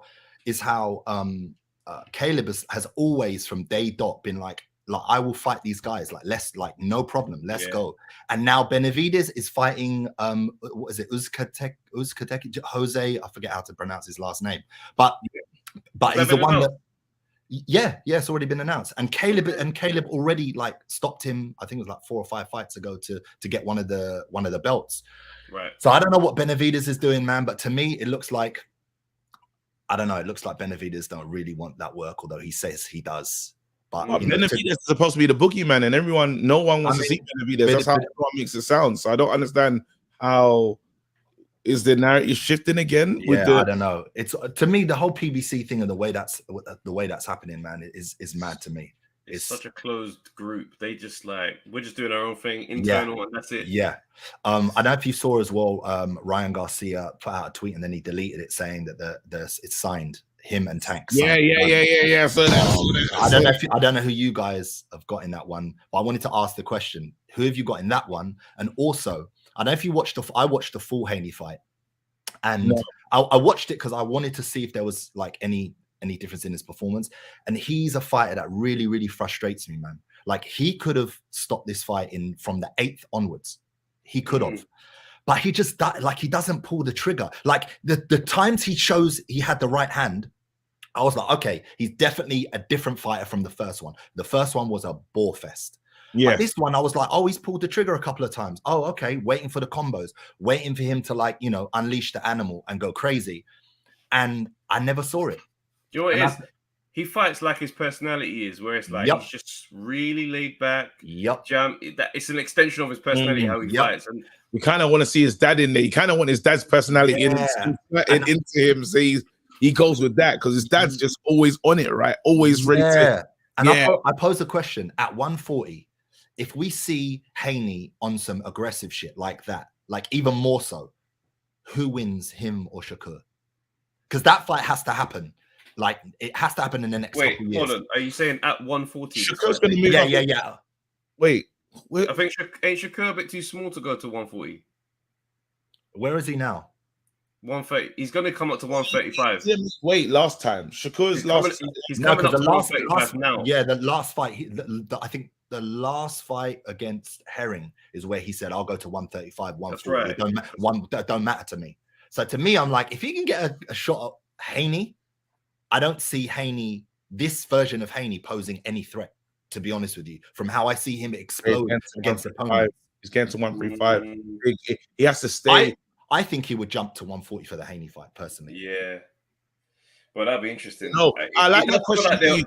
It does feel like they'll miss each other for some reason. I just feel like they'll say that, man. I know what you mean. No, I hate. He's just touching 135. Yeah, I know. Here's the thing, though. Against Haney, I've not seen yet Haney come. Like, to me, Shakur's got a different level of aggression and a different, there's just a different animal when you see Shakur fight and when you see Haney fight.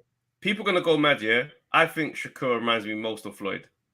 100% agree. 100% agree. He's got the venom that Floyd had when he was younger. He's got a lot of things that Floyd had when he was younger. Haney doesn't. Haney doesn't have that killer instinct. And people forget. You go and watch, Diego Corrales and Floyd Mayweather, that fight. Yeah.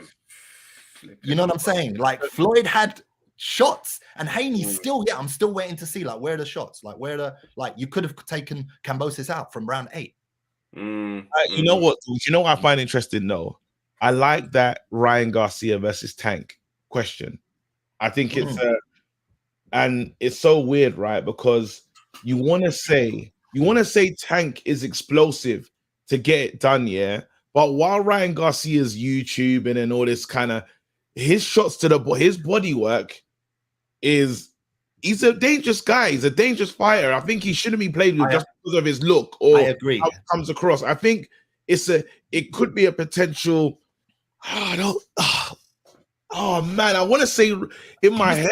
Here's the thing, is because we've seen like Tank up against the taller fighters. He struggled when it was the smaller fighter in Isaac Cruz, Pitbull. Yeah, but we've seen him against the taller fighters, and Ryan is very, very, very, very quick fighter. And from what Luke Campbell says, I mean, I don't know how much we can take from Luke Campbell. From what Luke Campbell says is that he hits exceptionally hard, like even late into the fight. Yeah. And so I feel like you've got someone who's got the speed of Garcia, who's got a little range, but Tank's fought taller fighter, so he can work that puzzle out. But can he take the power? That's right, because it's going to be one of those fights where any one of them can knock each other out. Ryan Garcia's left hook is significant. For all the things that Ryan Garcia isn't, one thing he does, boy, once he puts that left hook on you, oh my days, you're gonna. And I 100% agree, KG, that the YouTube thing has taken away a little bit of the shine and the respect that we give him. That if he didn't have any YouTube association at all, we might just think oh, this guy's serious, Luke Campbell put him down, but a lot of people been down. That doesn't make you a beat fighter. You know what I'm saying? So I feel like that definitely. And the other thing I wanted to say is, when watching the fight, the Mayer fight and Alicia fight, I was working, so I wasn't really paying attention, and I had the commentary up, and I had Mayer winning, and I thought, oh, Mayer's got this. It wasn't until I rewatched the fight and I didn't take notice of the commentary that I was like, oh no, Alicia won that. And to me, it's absolutely wild. That commentary team, dude, they need to get berated on Twitter. They need to get gunned. Honestly, how on earth are you have you got those takes? And then when Shields and Marshall fought, remember the first round when Shields came out and she was on the rope, and then she came out with that mad flurry, and like Marshall's legs kind of did a dance, bruh. How can they talk about look at the speeds of Marshall? I was like, what? You didn't just see that whole flurry? Look at the reflexes of Marshall. They didn't want to see how good she was. It was by force, and that's when someone's great, where you have to force the commentary to go away. They never want it to go. It's weird. There's only one fight in recent times on Sky that made me more upset with the commentary, and I put that on Twitter, was the Dan Aziz Hosea Burton fight. They gunned Dan Aziz for the first 4 or 5 rounds. He ain't got the minerals. He's a college fighter. He never been to this level. And when he slapped Burton, I think it was in the 6th, and everyone got noticed, suddenly the praise was there. And the next round, he stopped him. And then it was like, where can Aziz go from here? Oh my God. I was like, what? Bro, this thing, man, funny. Honestly, I'm done with them anyway. Anyway, fellas, man, I just wanted to throw this. Big up, man. Man. All right, fellas. Nice one. Come on. I'll never forget the day that when he stopped, he stopped Main Man, Master Knowledge on his feet. Remember when they had with the receipts? With the receipts, what a day. I had my guy, who's this? Have you fought before? That was a hell of a performance. That was insane. All right, cool. Enoch, if we want equality, we must compare them just like we do the men. KT's the goal in all aspects. Ali was funny. Claressa comes across rude. All right. Well, big statement. I'm gonna listen in the pod. We'll talk about this properly in the pod, fam. Okay. 11:25. Lennox says traffic with the Queensbury contracts. Come on, bro. Airtight. There you go. 11:25 says I hate KG. I hate when KG makes sense, like the multiverse. Yeah, he hates it, man. I think that was one of my Dylan takes or something. Shiesty. What's going on, my guys? Big up, man. Silent support. Silent support. They don't even know. I'm a loud supporter, man. I'm there on my Instagram all the time. Yeah, for real. Never silent, very public. But yeah, the fight, oh my God, it was sick. Guys, I went there. Big up Shannon Ryan as well, because she invited me down. And she was on the card and she was just amazing. I think this is like her third. What's the atmosphere like? What did it feel like just to Hey, be? it was insane. Yeah, it was crazy. I've been to like a few fights now, and I've never felt like the atmosphere like I felt at the women's one. It was crazy. It was like, oh, you know, like when you get goosebumps and stuff. I was just watching like the whole pyrotechnics, the way like the lights was. The only thing that I thought was a bit mad was the guy that come out singing like the karaoke. Tom Greenan. That was insane. With the full levers, the levers, you know. You know, like I don't know how much they showed on TV, yeah. But he performed like 2 songs. Oh, did they do all of it? All his songs. Okay. Both My songs. dad was just like, Ollie, Ollie, Ollie. And I was like, what in the garage festival is going on? This is crazy. You were like, I was like, what's happening here? And the thing is, I was like, it just reminded me of Triller. Like, you know, like Triller used to do like put on all like the singers and all that. And I was like, this is and if anything, they should have got a woman to do it, a female, like, because it was an all-female card and everything. So it just kind of threw me off. But big up Tom, man. Like, hang tight, Ollie, Ollie, yeah? Big up you. Man, like Carlo. Come on. But no, the night was really, really good. Shannon Ryan, she's amazing. Watch out for her. Like, all her fights, she's just blowing these girls out, man. She's like, she's sick. She's signed to 258 management as well, so she's sick. Caroline Dubois smashed it. I liked Carissa's performance as well. She was sick. Lauren Price was sick as well. But oh my God, Maya and Alicia. So I was talking to Trav in it, like I was there and I could see like the Twitter timeline. So when I saw the timeline, everyone was just like Alicia, Alicia, Alicia, Alicia. So I'm in the stadium, but everyone is literally like, Maya's got this, Maya's got this. So when I saw the timeline, I was so confused. I was like, what are you guys seeing that we're not seeing? And I was like, no, Maya's got this. Like, she's won this by like rounds type of thing. That's how it looked like at the stadium. And so when they called out the cards, everyone was like, yeah, Maya's got this, whatever. And they said, Alicia, yeah. Guys, if you heard the booing in this stadium, it was insane. It was crazy. Like you couldn't even hear Alicia speaking properly on the mic. Really? That's how crazy they was booing. Yeah, they was like, no, this is a fix. This is a fix. Oh, the Savannah fight is gonna be a fix as well. Blah blah blah. Like people was going mad. Yeah. So then when I come home the next day and I watched it, I was like, hold on a second. Why does it look so different at the stadium to when you watch it on TV? What's going on there? What's going on? Because when I watched it back, I was like, no, Alicia, I had it like if it could have gone either way to me, like it was a draw, but then I watched it and I thought, no, I have Alicia up by 1. Like that's how I kind of scored it when I rewatched it. But when I was at the stadium, I was like, there's no way Alicia's winning this. She's been washed, like, but it was crazy. And then the main card, yo, Claressa. I was sitting in rows of Savannah Marshall fans, surrounded by Savannah Marshall fans. When she come out, everyone's screaming. She's got like the drummers. Everything's just cold. Screaming. When Claressa come out, they're booing. I'm there, me and my brethren. I'm there like, let's go, baby. I've been screaming. I didn't care. I was just like, nah. If they rush me, they rush me. But I'm screaming for Claressa in these roads. Listen, in the row is. See me. If I support you, I support you. I'm going out on my shield. I was there. I didn't care. I was just like, let's go, Claressa. Let's go. Let's go. Going out on your shield as a fan is insane. No, they was looking at me. They was like, nah. But it was like nice vibes though. Shasty, what area are you from though? Is it south, east? What is that? No, Hackney. Hackney, because only Hackney's talking about going out on their shield. In the crowd. I'm in the trenches. I was in the Marshall trenches. I was like, nah, man, come on, like, come on. But yeah, when she come out and she done the dance, I thought, do you know how much confidence you've got to have to come out doing a. First of all, where did you even get the time to stick in this routine? Yeah, when you should be training. What are you doing? Yeah, she's doing the whole. It She's felt like doing a the film. routine. No, it was crazy. It was mad. Like she's come out and everyone's booing, and then as they're all booing, the whole stadium's just booing. She's just dancing and she's just shaking off as she's walking down to the ring. I'm like, this girl is like the confidence is next level. It's mad. So then when she's in there, I'm just like, no. Then they're doing the national anthem, guys. Right? Let me just tell you something. Right? I went to the USIC fight at the Tottenham Stadium. Yeah.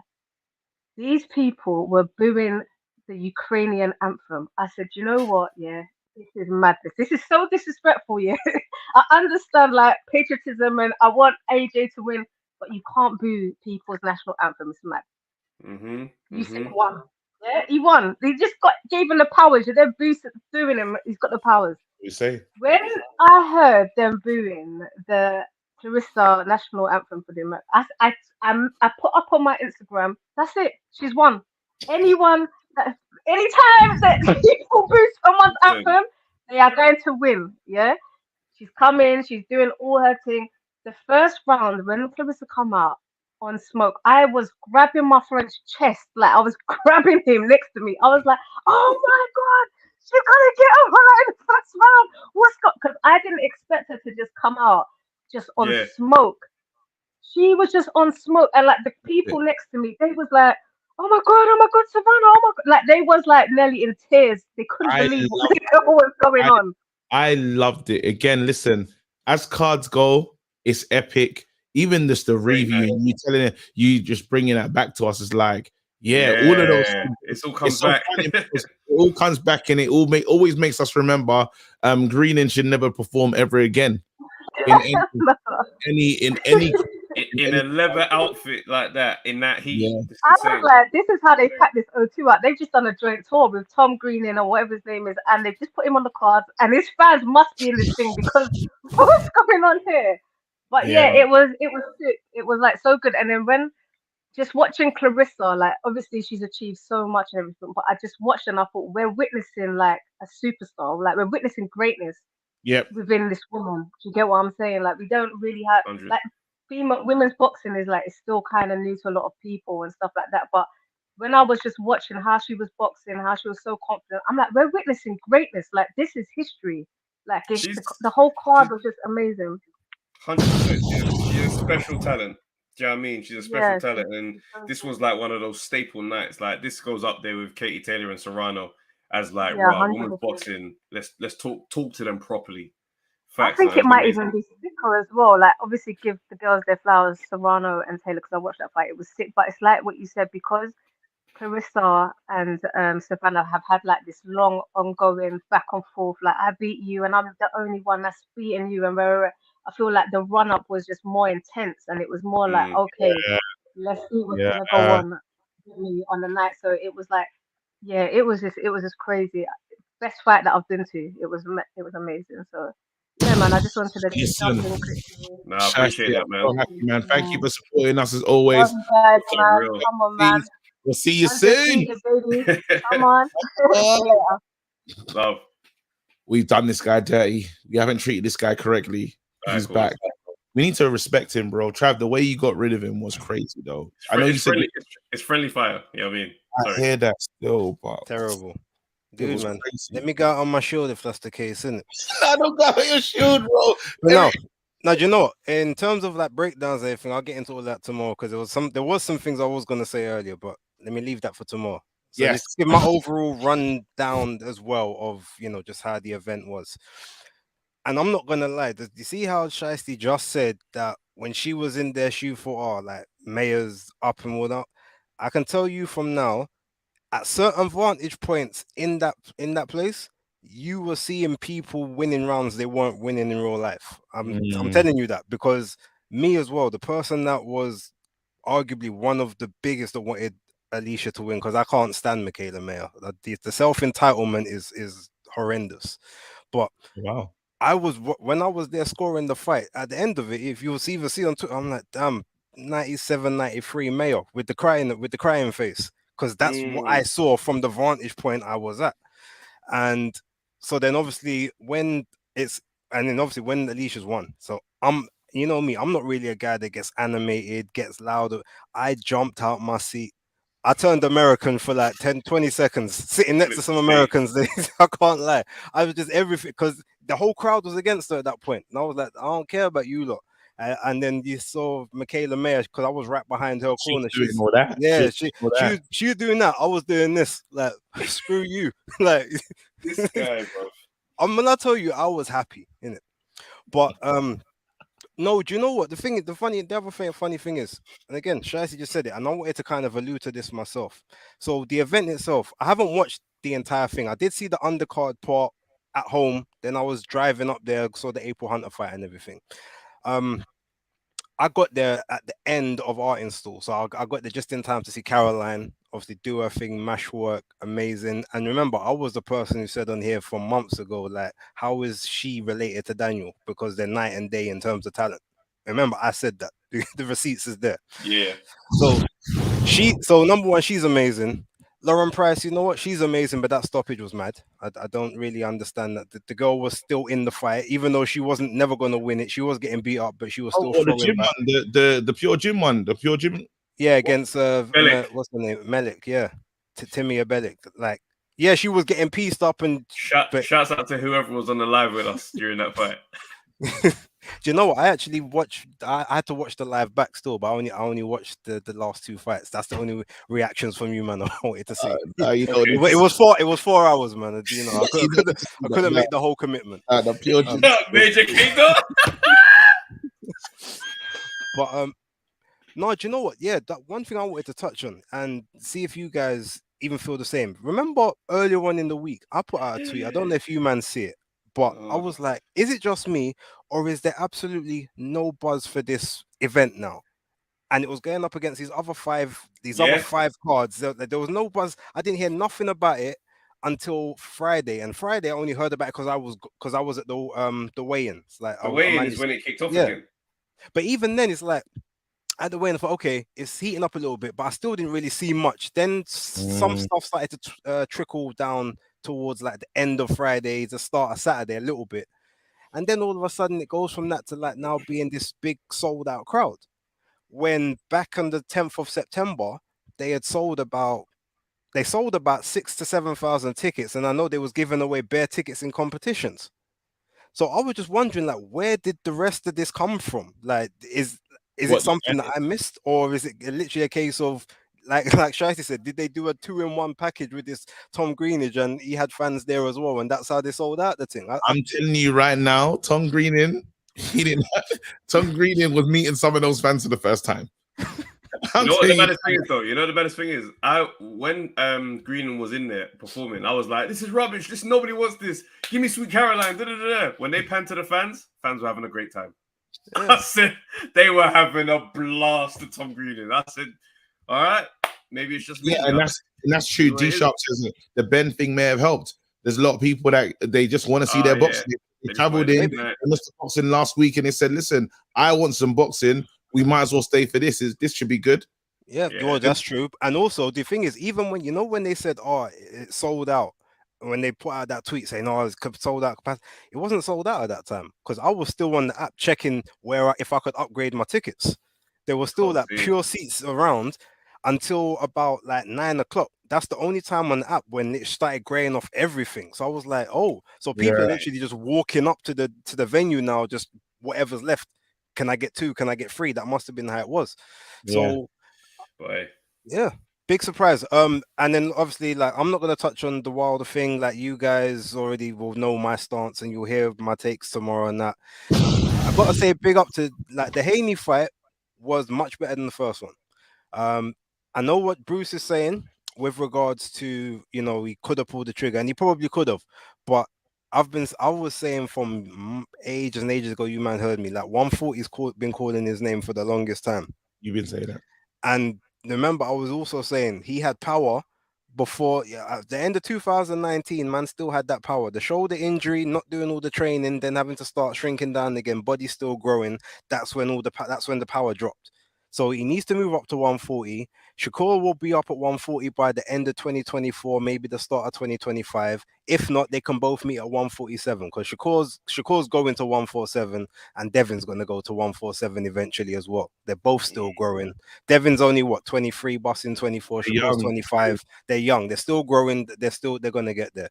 So there's no rush for that fight. I don't want to see him at 135 anymore.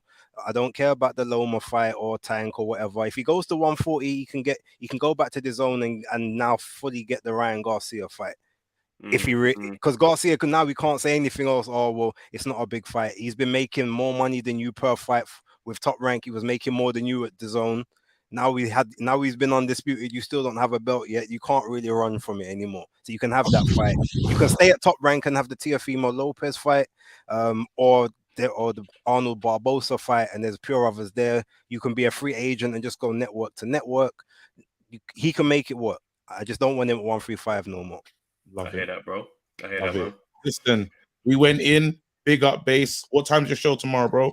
It's going to be 8 o'clock. See, we've rescheduled some things. I've pushed back one of my videos until Friday to accommodate the change in schedule that we weren't informed of, but it's fine. Now, you know what? It's good. This needed to happen. So I'm glad you guys did what you needed to do. Yeah, we're going to be the 8 o'clock. I don't know how much stuff we're going to get through because we don't want it to be too long where people are sitting down looking at madness. So we might only do 5 fights tomorrow, even though there was so much to go through. There's 5 cards, and I'm not even talking about the Misfits card. You know what? I watched it. It was entertaining. That's all I'm going to say. That's all I'm going to say. Peace. Big up, man. Love, bro. We made it, bro. Listen, we did it, Trav. I know you're working hard, bro. Big up. Just want to shout you out as well. I know you're I know where you are right now. Listen, everybody look after themselves. Till next time. Trav, go get some rest, fam. Go, I don't know, honey and lemon and all that stuff, man. You lot, till next time, we're out. Peace.